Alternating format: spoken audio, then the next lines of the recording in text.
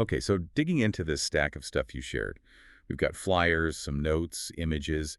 It looks like we're really zeroing in on um, a specific weekly thing happening in downtown Melbourne, Florida. That's right.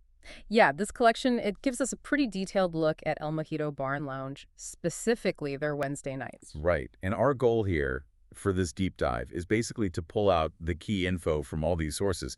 We want to figure out what actually goes on there on Wednesdays, Hmm. especially for musicians and maybe fans too, and how it connects to this bigger thing, a band battle. Exactly. We want to give you the sort of the concise need to knows, the what, when, where, and maybe the most important part, the how, if you're thinking about getting involved in their open stage event that's coming up. Okay, so let's start with the core of it then.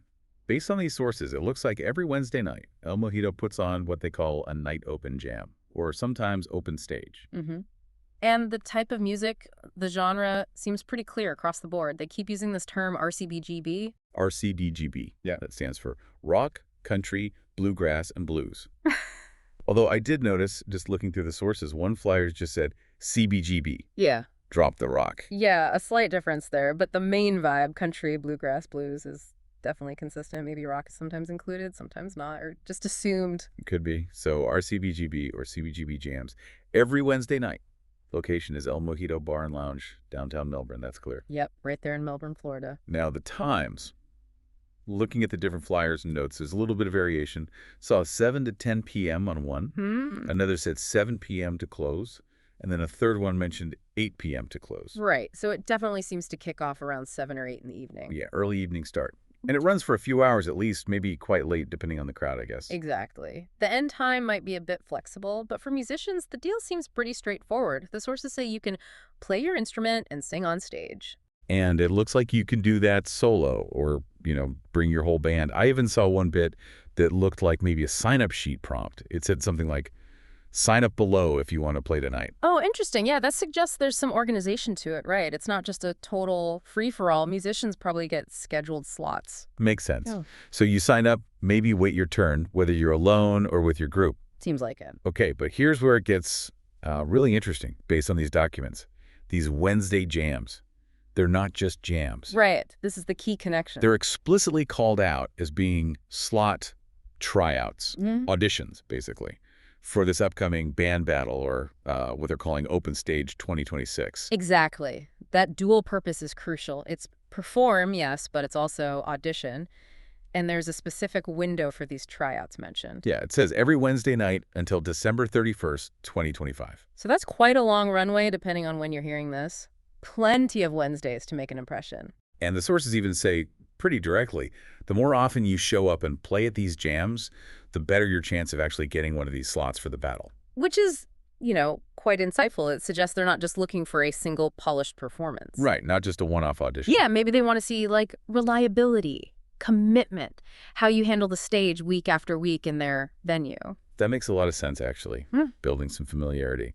Okay, so about these slots for the actual Open Stage 2026 event, how many are there? The documents specifically mention 15 slots. It says 15 slots are open for the Open Stage 2026 House Band Amateur Auditions. 15. Okay. And how does that work with bands? It seems a bit layered in the sources. It does. So there are 15 performance spots available in total for that final 2026 event. Right. And these 15 spots, they can be filled by solo artists, maybe duos, or they can, group together to form the bands that compete. It mentions 4 full bands eventually competing. Exactly. Think of it like a pool of 15 opportunities. An individual might grab one slot and become part of a band formed for the battle.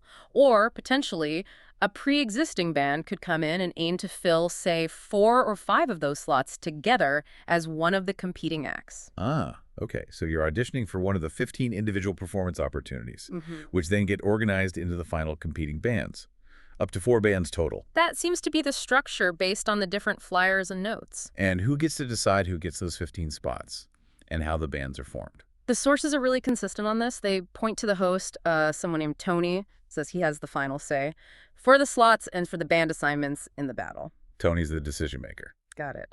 And is there a timeline for when we find out who made the cut? Yeah, they give a time frame for the announcement. It says the band battle date, the time, And who got the final slots will all be announced in January 2026. January 2026. Okay. Yeah. I think one source mentioned Jan 2025, but that doesn't really fit with the tryouts running until the end of 2025, does it? No, exactly. Multiple other sources point to the 2026 event and the January 2026 announcement, which lines up perfectly with the audition period ending December 31st, 2025. So Jan 26 seems right. Okay, so that's the rundown. Let's sort of connect this back to you, the listener. Yeah. What does this all mean? Well, if you're a musician near Melbourne, Florida could be solo, could be a full band this is, like a really concrete thing laid out here. Yeah, it's not just some random open mic night. It's specific. Right. It's a regular weekly event at a known venue, El Mojito, and it's explicitly the pathway to audition for a bigger competition, the Open Stage 2026. Get stage time, get seen, try out. Clear path. And what if you're not a musician? Just someone who likes live music? Well, if you're into those genres, rock, country, bluegrass, blues, that RCBGB sound, this gives you a regular Wednesday night option. A place to go midweek. Exactly. Check out local talent, see people working on their stuff, and you might even be seeing bands or musicians who end up in that 2026 battle. It's like a preview, you know? Yeah, you get to see the scene kind of developing week by week, see who's putting in the work. Witnessing the process firsthand, basically. Okay, so just to quickly wrap up the key points we pulled from the sources. Let's do it. El Mojito, downtown Melbourne, Florida. Every Wednesday night.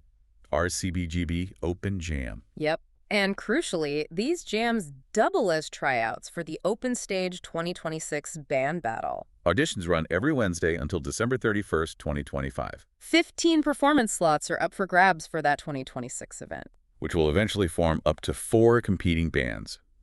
And the host, Tony, has the final say on who gets in. And the big announcement for all that date, time slots comes in January 2026. So it's this consistent, ongoing thing with a clear goal at the end. Performance and competition built into one night. Definitely. And thinking about all this, the material we looked through, it does make you wonder, doesn't it? What kind of vibe does that create? How so? Well, a weekly open jam is one thing, but when it's also this long-term audition, where every single week, every performance might be getting judged for a future competition. What does that do to the energy in the room? Does it make it more intense, more supportive? Does it build a different kind of community compared to just a regular jam night?